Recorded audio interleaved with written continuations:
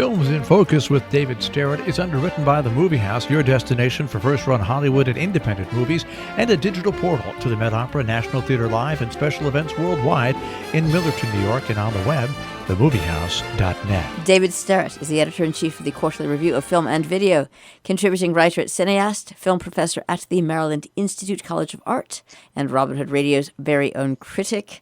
We appreciate him very much. He joins us weekly. The films are Joker, First Love, and Where's My Roy Cohn? Where's my David Sterritt? Well, he is right here, and we'll get to Roy Cohn a little bit later. How are you doing this week, Joe? I will not complain. I will not complain. Glad to hear it, because I've got lots to say. All right, then. I'll get right. I won't complain either. I'll get right to it. Let us start off with Joker, which is one of the movies which is certainly out right now, as are all of these movies that I'm going to talk about. And it has been getting an awful lot of talk and an awful lot of buzz, partly for sort of a controversy that's not exactly related to the film itself. There were some threats that there might be violence because it is about the Joker, the Batman character, the Joker. And there have been horrible real-life events connected with some screenings of Batman films over the years. And so, anyway, there was some worry about that. And now the movie is out, and it's been getting a lot of ecstatic reviews and a lot of sort of very negative reviews, but there doesn't appear to have been a whole lot of public outcry over it. So the movie is now with us. And it was directed by and co-written by Todd Phillips. And it's just a very interesting movie in all kinds of ways. I will say right now that my feelings about it are mixed, for reasons I will say in a moment. So, again, the movie is not called The Joker. It is just called Joker, and that character is played by Joaquin Phoenix, simply one of the best actors with us today. And I am very glad that he is around. He is a wonderful, terrific, excellent actor, and he gives a really bravura performance, if a sort of an over-the-top one, in Joker.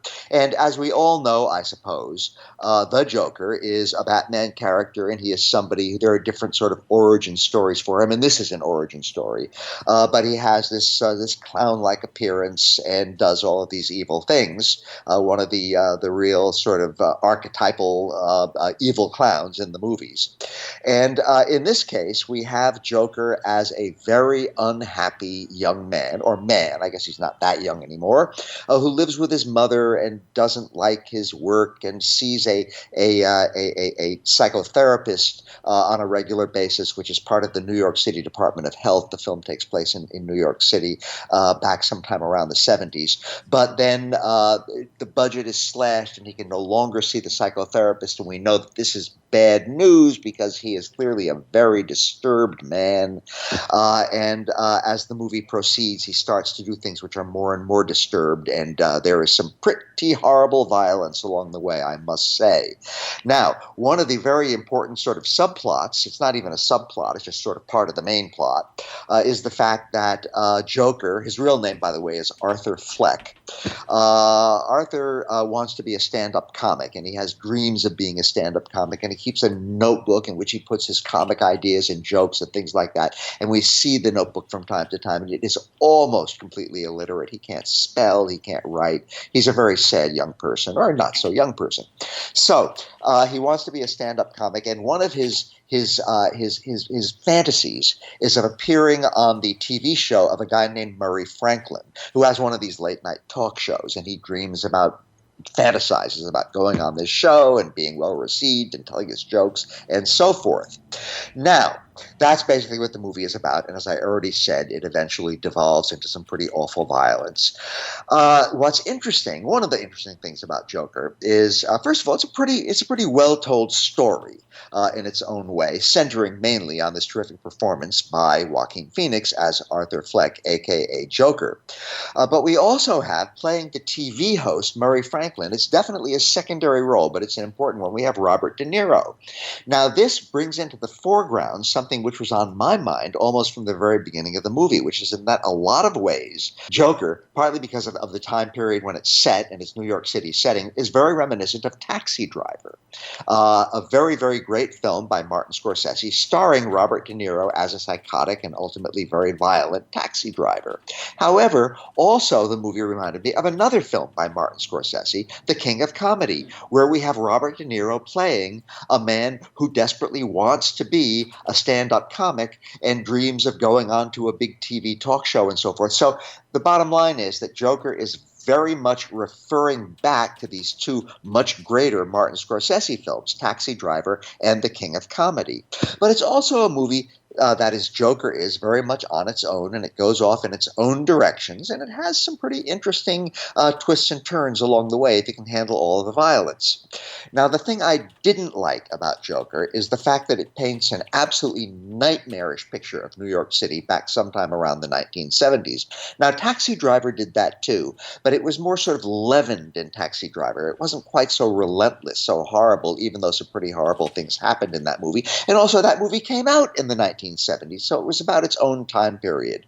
Joker is kind of returning us to the 1970s for the purpose, it seems to me, of suggesting that New York City, and by extension other big cities, were simply hellholes. In other words, to borrow Donald Trump's phrase, it was American carnage. And I, lived in New York City. I lived in Manhattan for a good part of my adult life, and I have a lot of loyalty to New York City. And even at its worst, even back in the 70s, it was not just a hellhole, and I resented that part of Joker. I don't like the way it did that. I don't like the way that it sort of perpetuates this myth that cities are huge, horrible, ungovernable places, because we simply know that that's not true. So that's what I liked least about the movie Joker. What I liked most about it was Joaquin Phoenix's very fine performance as the title character, Robert De Niro's interestingly restrained performance as the TV host, and a lot of the interesting twists and turns that the story has along the way. It's a very dark story, in its own awful way, a pretty effective one.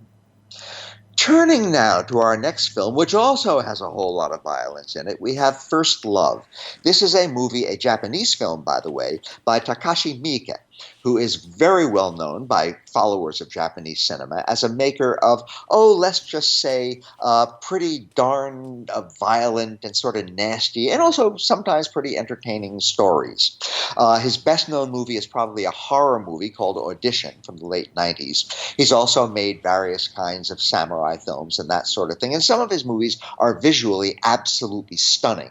His new film, which takes place in the present day, I did not find so visually stunning, and in fact, I wasn't really all that fond of it. But certainly people who are into a Japanese cinema, especially into Japanese action cinema, and especially into the Japanese action cinema of Takashi Miike, will have a terrific time with it because it has a lot of his trademarks. So we have here a story which is basically about a young man who is a boxer. And at the very beginning of the movie, he wins a boxing match, and yet his trainer is still unhappy with him because he didn't show enough victory. He didn't show enough sort of aggression in the way he won the match. So we have right from the beginning, this is going to be a movie about people who are punching people and doing violent things to each other and still not getting what they want necessarily. And his path crosses that of various other characters, one of whom is a young woman who is being held prisoner by a whole bunch of very evil drug dealers.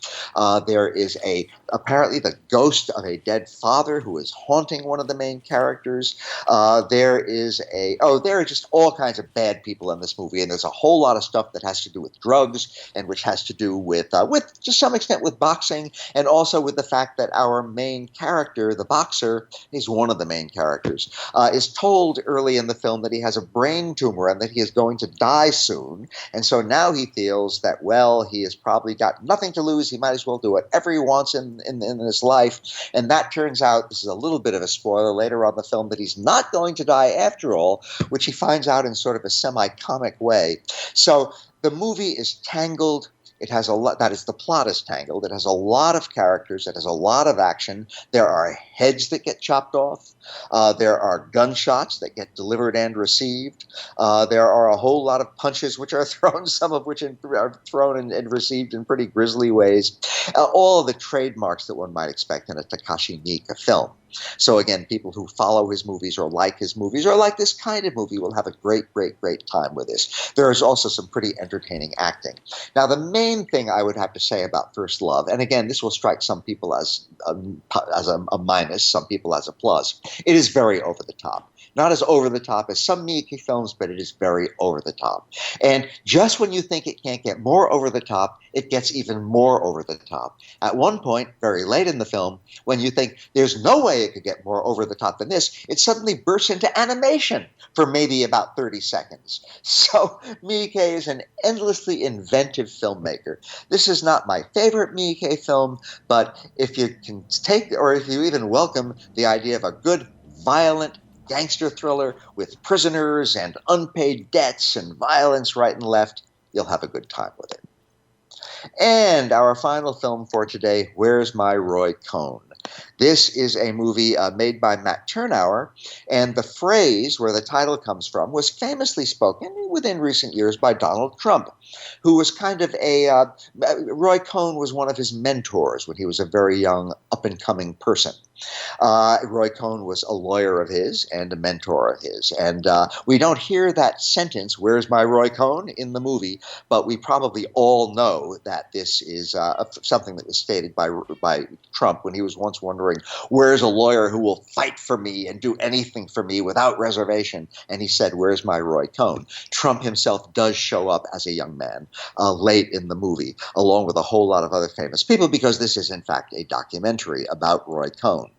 Now, Roy Cohn was a very, very, very famous lawyer, and he was also one of these great illustrations of the fact that you can be very intelligent without being smart. He graduated from Columbia Law School when he was only 20 and had to even wait a year before he was old enough to take and pass the bar exam. And when he was still in his 20s, he became a lawyer to Senator Joseph McCarthy, the famous fanatical and fraudulent anti-communist senator of the 40s and 50s, and Roy Cohn became his chief lawyer and was a key figure in the Army McCarthy hearings, which ultimately led to McCarthy's downfall. But they didn't lead to Roy Cohn's downfall because he remained a very, very powerful lawyer who was involved with about a jillion really famous clients and really famous other people over the course of his whole career.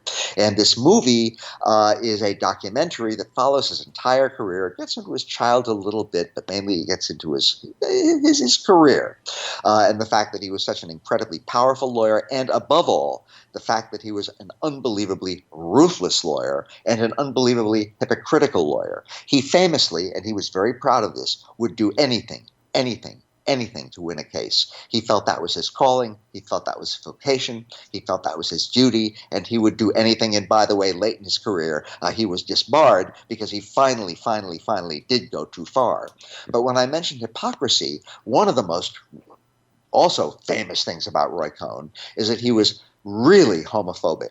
He did everything he could in his legal career and in other ways in his political life, which was very active, to just attack the gay community every way he could, at a time when the gay community was already oppressed in all kinds of ways, and he was basically piling on top of people who were already down. And yet, as it was eventually discovered, Roy Cohn himself was gay. And according to some of the testimony in this movie, he was really, really actively gay. One person says, and I'm not sure how literally I want to take this, that he had to have sex every day. So this was not only a gay person, but this was a very active and voracious gay person who in his public life was phenomenally anti-gay and did whatever he could to hurt other gay people just like him.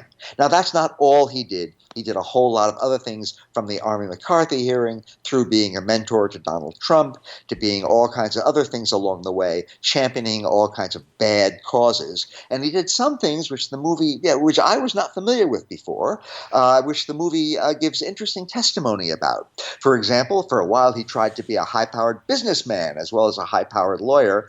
He took over the Lionel Train Company, the model trains that were so popular when I was a kid, and he ran it right into the ground. There was a famous yacht fire, a fire on a boat where somebody was killed, which may well have been set by an arsonist to collect insurance money and who was involved in being able to receive that money. But Roy Cohn, and ultimately he was in fact disbarred for various things like lying on an application and stealing money from his clients and pressuring a client to change a will. It's one of those stories that seems unbelievable, but where you see the signature on this will, which was signed by a person whose mind was completely gone and it doesn't even look like writing, and yet there is Roy Cohn saying, oh yes, this was the signature. He changed his will at the last moment. The movie is full of fascinating tidbits like this.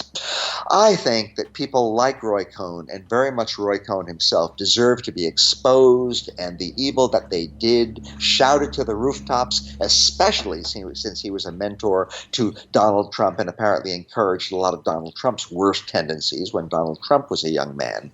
And I think this movie is a very, very valuable one. I hope everybody goes to see Where's My Roy Cohn. I hope everybody learns from it, and I hope everybody takes from it the lesson that we really have to be suspicious of these people who will do anything to win.